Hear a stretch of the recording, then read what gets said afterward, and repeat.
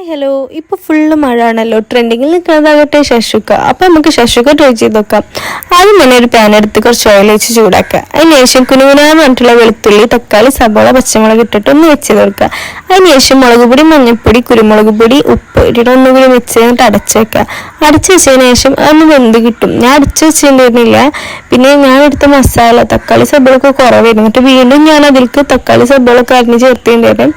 കാരണം ഞാൻ അടച്ചു വെക്കാൻ മറന്ന സംഭവം, ആ ഒരു ഓർമ്മയില്ലാത്തതിൽ ഞാൻ അടച്ചു വെക്കാൻ മറന്ന്.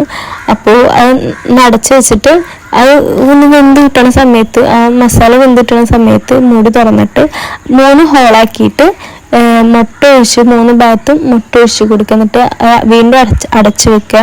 എന്നിട്ട് അപ്പം തന്നെ കുറച്ച് ഒരു 2 മിനിറ്റൊന്നും വേണ്ട, അപ്പം തന്നെ ആയിക്കോളും. അപ്പം തന്നെ എടുത്തിട്ട് നമുക്ക് കഴിക്കാം.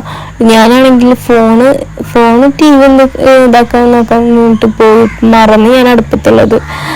അപ്പോൾ എൻ്റെ ഓവർ കുക്കായി. അപ്പോൾ കുഴപ്പമൊന്നുമില്ല, അടിപൊളി ടേസ്റ്റ് തന്നെയായിരുന്നു. ഞാൻ ബ്രെഡിൻ്റെ കൂടെയാണ് കഴിച്ചിട്ടുണ്ടായിരുന്നു. ബ്രെഡ്, ചപ്പാത്തി, പൊറോട്ട എന്തിൽ കൂടി ഇത് പോകും. അടിപൊളി സാധനമാണ്. നിങ്ങളും ട്രൈ ചെയ്ത് നോക്കുക. അപ്പം അത്രേ ഉള്ളൂ. ബൈ.